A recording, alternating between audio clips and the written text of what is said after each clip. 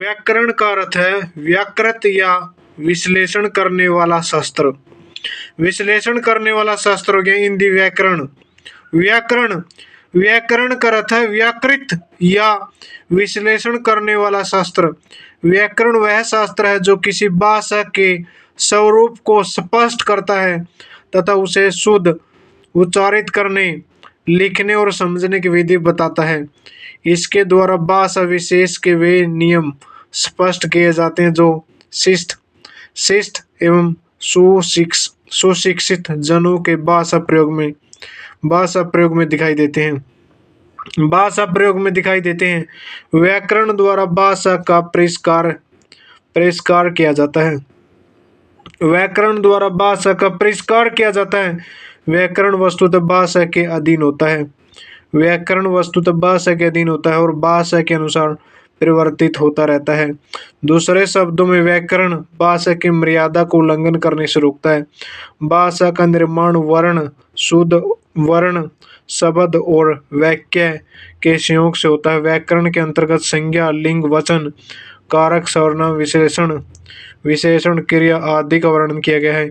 हिंदी व्याकरण के अंतर्गत इनका विशेष स्थान है। हिंदी व्याकरण के अंतर्गत इनका विशेष स्थान है। हिंदी व्याकरण के अंतर्गत इनका विशेष स्थान है। संज्ञा, नाउन। संज्ञा जिन विकारी शब्दों से किसी व्यक्ति, स्थान, प्राणी, गुण, काम, भाव आदि का बोध होता है उन्हें संज्ञा कहते हैं। दूसरे शब्दों में वस्तु जिसका अस्तित्व होता है या होने की कल्पना की जा सकती है उसे वस्तु कहते हैं। कि नाम को संज्ञा कहते हैं। इस प्रकार नाम और संज्ञा समानार्थक शब्द है। व्याकरण में संज्ञा शब्द ही प्रचलित है। संज्ञा के 5 भेद माने जाते हैं जो निम्न है। संज्ञा का जिन विकारी शब्दों से किसी व्यक्ति, स्थान, प्राणी, गुण, काम, भाव आदि का बोध होता है उन्हें संज्ञा कहते हैं। संज्ञा कहते हैं जिन विकारी शब्दों से किसी व्यक्ति, स्थान, प्राणी, गुण, काम, भाव आदि का बोध होता है उन्हें संज्ञा कहते हैं। दूसरे शब्दों में वस्तुतः जिसका अस्तित्व होता है या होने की कल्पना की जा सकती है उसे वस्तु कहते हैं। के नाम को संज्ञा कहते हैं। इस प्रकार नाम और संज्ञा समानार्थक शब्द है। व्याकरण में संज्ञा शब्द ही प्रचलित है। संज्ञा के 5 भेद माने जाते हैं जो निम्न है। जिन विकारी शब्दों से किसी व्यक्ति, स्थान, प्राणी, गुण, काम, भाव आदि का बोध होता है उन्हें संज्ञा कहते हैं। जिन विकारी शब्दों से किसी व्यक्ति, स्थान, प्राणी, गुण, काम, भाव आदि का बोध होता है उन्हें संज्ञा कहते हैं। दूसरे शब्दों में वस्तुतः जिसका अस्तित्व होता है या होने की कल्पना की जा सकती है उसे वस्तु कहते हैं। के नाम को संज्ञा कहते हैं। इस प्रकार नाम और संज्ञा समानार्थक शब्द हैं। व्याकरण में संज्ञा शब्द ही प्रचलित है। संज्ञा के 5 भेद माने जाते हैं जो निम्न है। किसके? संज्ञा के 5 भेद माने जाते हैं जो निम्न है। जातिवाचक संज्ञा, कॉमन नाउन, जिन संज्ञा शब्दों से किसी एक ही प्रकार की अनेक वस्तुओं का बोध होता है उन्हें जातिवाचक संज्ञा कहते हैं। जिन संज्ञा शब्दों से किसी एक ही प्रकार की अनेक वस्तुओं का बोध होता है उन्हें जातिवाचक संज्ञा कहते हैं। जिन संज्ञा शब्दों से किसी एक ही प्रकार की अनेक वस्तुओं का बोध होता है उन्हें जातिवाचक संज्ञा कहते हैं। जातिवाचक हो गया कॉमन नाउन। जिन संज्ञा शब्दों से किसी एक ही प्रकार की अनेक वस्तुओं का बोध होता है उन्हें जातिवाचक संज्ञा कहते हैं। एक ही अनेक वस्तुओं का बोध होता है उन्हें जातिवाचक संज्ञा कहते हैं। जातिवाचक संज्ञा क्या होता है? जिन संज्ञा शब्दों से किसी एक ही प्रकार की अनेक वस्तुओं का बोध होता है उन्हें जातिवाचक संज्ञा कहते हैं। जिन संज्ञा शब्दों से किसी एक ही प्रकार की अनेक वस्तुओं का बोध होता है उन्हें जातिवाचक संज्ञा कहते हैं। जिन संज्ञा शब्दों से किसी एक ही प्रकार की अनेक वस्तुओं का बोध होता है उन्हें जातिवाचक संज्ञा कहते हैं। जिन संज्ञा शब्दों से किसी एक ही प्रकार की अनेक वस्तुओं का बोध होता है उन्हें जातिवाचक संज्ञा कहते हैं। जिन संज्ञा शब्दों से किसी एक ही प्रकार के अनेक वस्तुओं का बोध होता है उन्हें जातिवाचक संज्ञा कहते हैं। जिन संज्ञा शब्दों से किसी एक ही प्रकार के अनेक वस्तुओं का बोध होता है उन्हें जातिवाचक संज्ञा कहते हैं। जिन संज्ञा शब्दों से किसी एक ही प्रकार के अनेक वस्तुओं का बोध होता है उन्हें जातिवाचक संज्ञा कहते हैं। पैर गर कहने से सभी तरह के गरों का, गर कहने से सभी तरह के गरों का, पहाड़ कहने से संसार के सभी पहाड़ों का, नदी कहने से सभी नदियों का जातिगत बोध होता है। जातिवाचक संज्ञाओं की स्थिति इस प्रकार है। नंबर 1, संबंधियों, व्यवसायों, पदों और कार्यों के नाम। बाई, माँ, डॉक्टर, वकील, मंत्री, अध्यक्ष, किसान, अध्यापक, मजदूर इत्यादि। संबंधियों, व्यवसायों, पदों और कार्यों के नाम। और पशु पक्षियों के नाम बैल, घोड़ा, हिरण, तोता, मैना, मोर इत्यादि। वस्तुओं के नाम मकान, कुर्सी, मेज, पुस्तक, कलम इत्यादि। प्राकृतिक तत्वों के नाम बिजली, वर्षा, आंधी, तूफान, भूकंप, ज्वालामुखी इत्यादि। ज्वालामुखी इत्यादि हो गया। जातिवाचक संज्ञा हो गया कॉमन नाउन। जिन संज्ञा शब्दों से किसी एक ही प्रकार की अनेक वस्तुओं का बोध होता है उन्हें जातिवाचक संज्ञा कहते हैं। इन्हें क्या कहते हैं? जातिवाचक संज्ञा कहते हैं। जातिवाचक संज्ञा हो गया जिन संज्ञा शब्दों से किसी एक ही प्रकार की अनेक वस्तुओं का बोध होता है उन्हें जातिवाचक संज्ञा कहते हैं। जातिवाचक संज्ञा कहते हैं जिन संज्ञा शब्दों से किसी एक ही प्रकार की अनेक वस्तुओं का बोध होता है उन्हें जातिवाचक संज्ञा कहते हैं। जातिवाचक संज्ञा जिन संज्ञा शब्दों से किसी एक ही प्रकार की अनेक वस्तुओं का बोध होता है उन्हें जातिवाचक संज्ञा कहते हैं। जिन संज्ञा शब्दों से किसी एक ही प्रकार की अनेक वस्तुओं का बोध होता है, एक ही प्रकार की अनेक वस्तुओं का बोध, जिन संज्ञा शब्दों से एक ही प्रकार की अनेक वस्तुओं का बोध होता है उन्हें जातिवाचक संज्ञा कहते हैं। जैसे गर कहने से सभी तरह के घरों का, पहाड़ कहने से संसार के सभी पहाड़ों का, नदी कहने से सभी नदियों का जातिगत बोध होता है। जातिवाचक संज्ञाओं की स्थिति इस प्रकार है। नंबर 1, संबंधियों, व्यवसायों, पदों, कार्यों के नाम। बाई, माँ, डॉक्टर, वकील, मंत्री, अध्यक्ष, किसान, अध्यापक, मजदूर इत्यादि। पशु पक्षियों के नाम बैल, घोड़ा, हिरण, तोता, मैना, मोर इत्यादि। वस्तुओं के नाम मकान, कुर्सी, मेज, पुस्तक, कलम इत्यादि। प्राकृतिक तत्वों के नाम बिजली, वर्षा, आंधी, तूफान, भूकंप, ज्वालामुखी इत्यादि। ज्वालामुखी इत्यादि हो गया। प्राकृतिक तत्वों के नाम बिजली, वर्षा, आंधी, तूफान, भूकंप, ज्वालामुखी इत्यादि। जातिवाचक संज्ञा जिन संज्ञा शब्दों से किसी एक ही प्रकार की अनेक वस्तुओं का बोध होता है उन्हें जातिवाचक संज्ञा कहते हैं। जातिवाचक संज्ञा का कॉमन नाउन जिन संज्ञा शब्दों से किसी एक ही प्रकार की अनेक वस्तुओं का बोध होता है उन्हें जातिवाचक संज्ञा कहते हैं। उन्हें जातिवाचक संज्ञा कहते हैं जिन संज्ञा शब्दों से किसी एक ही प्रकार की अनेक वस्तुओं का बोध होता है। जिन संज्ञा शब्दों से किसी एक ही प्रकार की अनेक वस्तुओं का बोध होता है उन्हें जातिवाचक संज्ञा कहते हैं।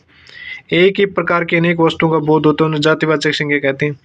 जातिवाचक संज्ञा का कॉमन नाउन जिन संज्ञा शब्दों से किसी एक ही प्रकार की अनेक वस्तुओं का बोध होता है उन्हें जातिवाचक संज्ञा कहते हैं। जैसे घर कहने से सभी तरह के घरों का, पहाड़ कहने से संसार के सभी पहाड़ों का, नदी कहने से सभी नदियों का जातिगत बोध होता है।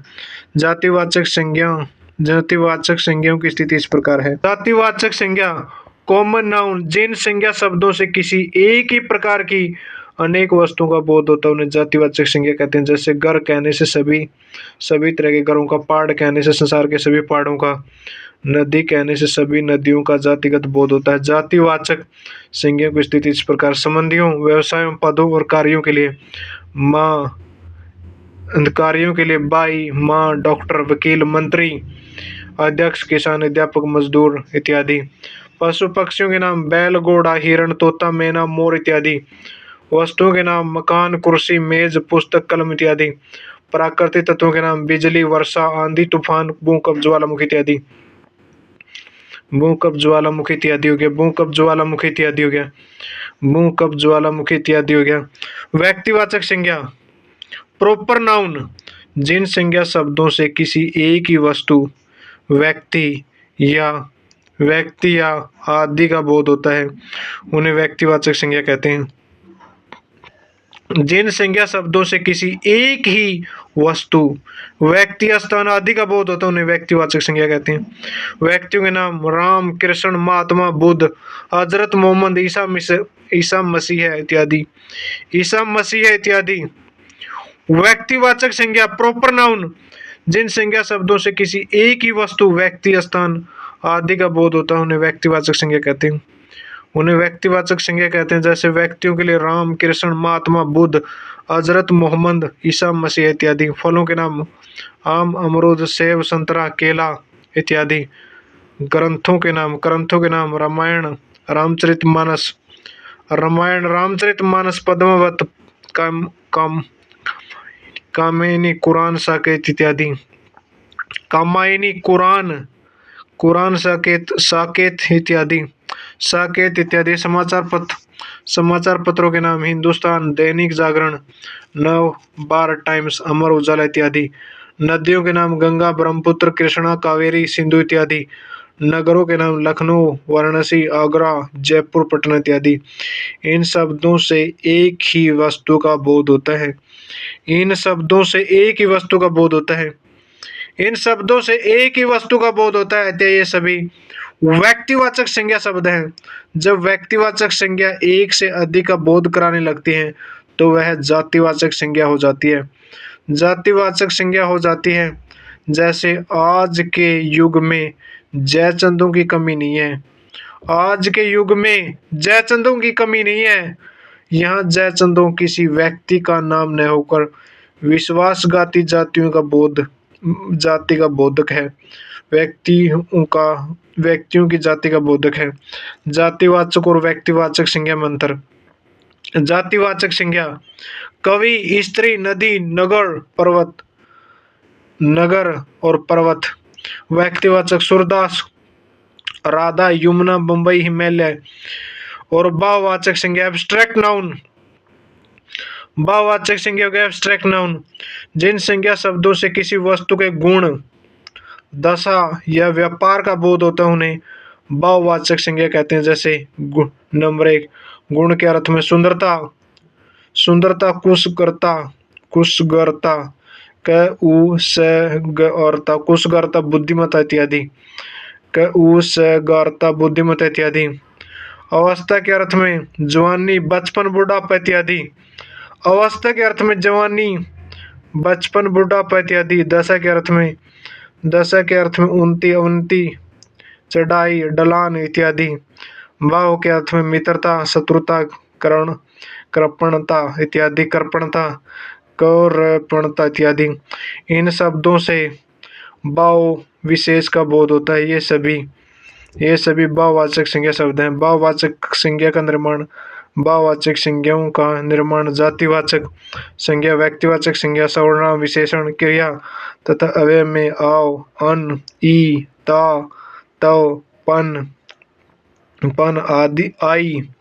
पन आई आदि प्रत्यय जोड़कर किया जाता है। जैसे जातिवाचक संज्ञा से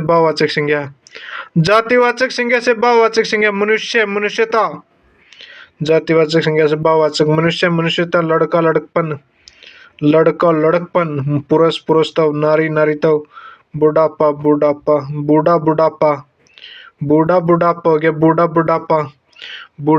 हो गया। यानी कि जातिवाचक संज्ञा। जिन संज्ञा हो गया नाउन हो गया। जिन विकारी शब्दों से किसी व्यक्ति, स्थान, प्राणी, गुण, काम, भाव आदि का बोध होता है संज्ञा कहते हैं। दूसरे शब्दों में वस्तु जिसका अस्तित्व होता है या होने की कल्पना की जा सकती है उसे वस्तु कहते हैं। के नाम को संज्ञा कहते हैं। इस प्रकार नाम और संज्ञा समानार्थक शब्द है। व्याकरण में संज्ञा शब्द ही प्रचलित है। संज्ञा के 5 भेद माने जाते हैं। संज्ञा के कितने 5 भेद माने जाते हैं? संज्ञा के कितने भेद माने जाते हैं? 5। संज्ञा के 5 भेद माने जाते हैं जो निम्नलिखित है। कॉमन नाउन, जातिवाचक संज्ञा। जिन संज्ञा शब्दों से किसी एक ही प्रकार की अनेक वस्तुओं का बोध होता है उन्हें जातिवाचक संज्ञा कहते हैं। व्यक्तिवाचक संज्ञा, जिन संज्ञा शब्दों से किसी एक ही वस्तु, व्यक्ति, स्थान का बोध होता है उन्हें व्यक्तिवाचक संज्ञा कहते हैं। उन्हें क्या कहते हैं? व्यक्तिवाचक संज्ञा कहते हैं। व्यक्तिवाचक। भाववाचक, जिन संज्ञा शब्दों से किसी वस्तु के गुण, दशा या व्यापार का बोध होता है उन्हें भाववाचक संज्ञा कहते हैं। उन्हें क्या कहते हैं? भाववाचक। गुण के अर्थ में सुंदरता, कुशगरता, बुद्धिमत्ता इत्यादि हो गया। बुद्धिमता क्या हो गया, इत्यादि हो गया बुद्धिमता, इत्यादि हो गया बुद्धि।